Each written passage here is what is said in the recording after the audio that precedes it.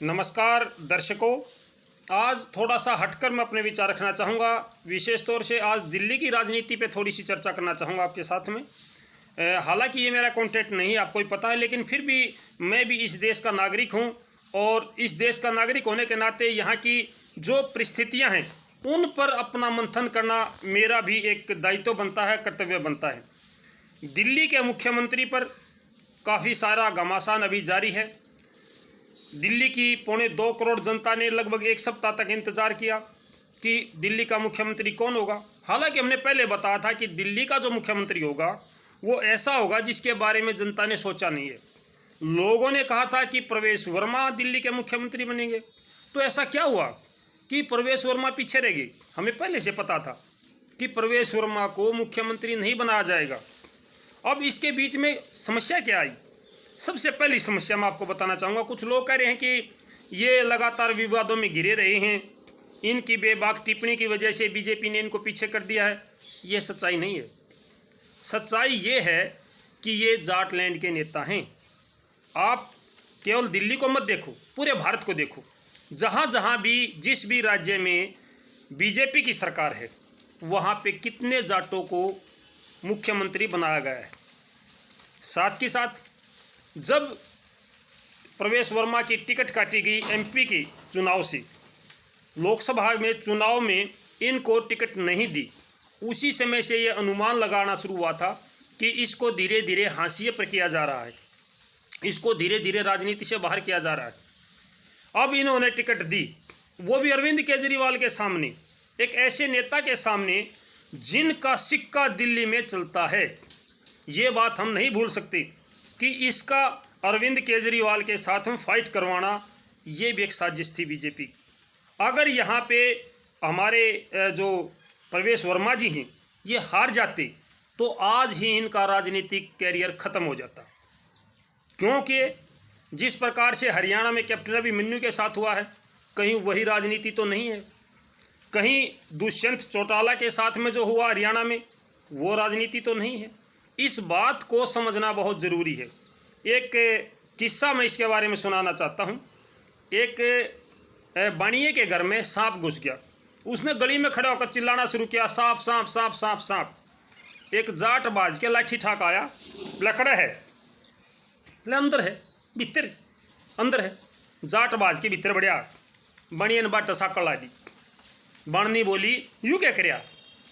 मैं कहा सही कर दिया, दोनों दुश्मन हैं, सांप मर जा तो अच्छा, जाट मर जा तो उससे भी अच्छा। तो ये थी राजनीति बीजेपी की। इसीलिए बनिया मरो या जाट मरो, लेकिन बीजेपी का तो कांटा साफ हो जाता। ये राजनीति बहुत कम समझ में आती है। बीजेपी की राजनीति है, राष्ट्रनीति नहीं है।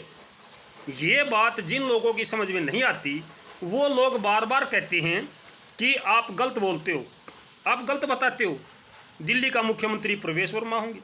मुझे पता है 27 सीटों पर आज भी दिल्ली में जाटों का कब्जा है, इसीलिए तो उनको उप मुख्यमंत्री बनाया गया है।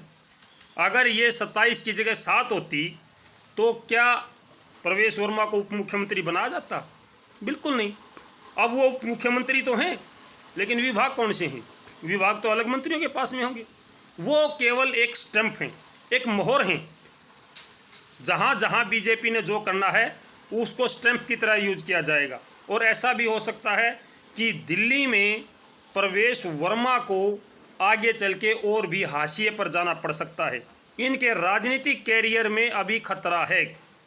अगर बीजेपी इसी प्रकार से केंद्र में काबिज रहती है तो निश्चित तौर पर जितने भी हमारे जाट नेता हैं, चाहे वो हरियाणा के हैं, चाहे उत्तर प्रदेश के हैं, दिल्ली के हैं, जो भी जाट नेता हैं, सब के सब हाशिए पर चले जाएंगे। वो धीरे धीरे राजनीति चलती है। आपने खुद देखा है कि भारत में एक बार बीजेपी बहुत बड़े एरिया में, राज्यों में सत्ता बनाने में कामयाब रही, लेकिन उनमें से कितने जाट नेताओं को सत्ता मिली, चाहे वो हरियाणा है, आपका राजस्थान है, आपका उत्तर प्रदेश है, जहाँ जहाँ भी आप नज़र दौड़ाओगे आपको स्वयं आंकलन हो जाएगा। मैं ये बात समझ सकता हूँ कि कुछ मेरे दर्शक भाई बीजेपी के बहुत अच्छे भक्त हैं, लेकिन जो जात पात की बात करते हैं वो भी बात ठीक है। इस बात को एक बार खुद सोच के बताना कि क्या बीजेपी जाट नॉन जाट की राजनीति करती है या नहीं करती है। इसका उदाहरण है ये आपके सामने। ये मेरे स्वयं के विचार हैं, इसमें किसी राजनीति पार्टी या कोई लेना देना नहीं है, ना मैं किसी राजनीति पार्टी से संबंध रखता हूँ। अगर कांग्रेस पार्टी कोई गलती करती है तो मैं निश्चित तौर पर उस पर भी आवाज़ उठाऊँगा। मेरा ये खुद का एक विचार है कि बीजेपी क्या कर रही है, बीजेपी की नीतियाँ क्या हैं। जब तक लोगों की समझ में आती हैं तब तक उनका समय निकल चुका होता है। तो आज प्रवेश वर्मा की केवल इतनी ही गलती थी कि वो जाटलैंड के नेता थे, जिसकी वजह से उनको बैकफुट पर आना पड़ा। हालांकि 2.25 करोड़ दिल्ली की जनता उनको अपना सीएम मान चुकी थी। दूसरी सबसे बड़ी बात थी, उन्होंने अरविंद केजरीवाल को पछाड़ा है। जो अखाड़े में सबसे पहली कुश्ती लड़के आगे आए हैं उनको फर्स्ट प्राइज़ नहीं मिला, उनको सेकंड प्राइज़ दिया जा रहा है। जो पहली बार में 1100 की कुश्ती लड़के आए हैं, 1100 की कुश्ती लड़की आई है रेखा गुप्ता जी। हालांकि वो हरियाणा से हैं, जुलाना से संबंध रखती हैं, वो एक अलग बात है, लेकिन वो जाटलैंड से संबंध नहीं रखती। वो छोटी कुश्ती लड़की आई थी, शालीमार से जीत कर आई है, पहली बार विधायक बनी है। हमने पहले भी कहा था कि ऐसे विधायक को नेता बनाया जाएगा, सीएम पद सौंपा जाएगा जिन्होंने कभी भी भाजपा के सामने कोई बात रखी नहीं, अपना मुंह ही नहीं खोला। ये बात सोचने की है। तो मेरे दर्शक भाइयों, आपकी क्या राय है? क्या मेरे विचार गलत हैं या सही हैं? एक बार कमेंट बॉक्स में ज़रूर बताना।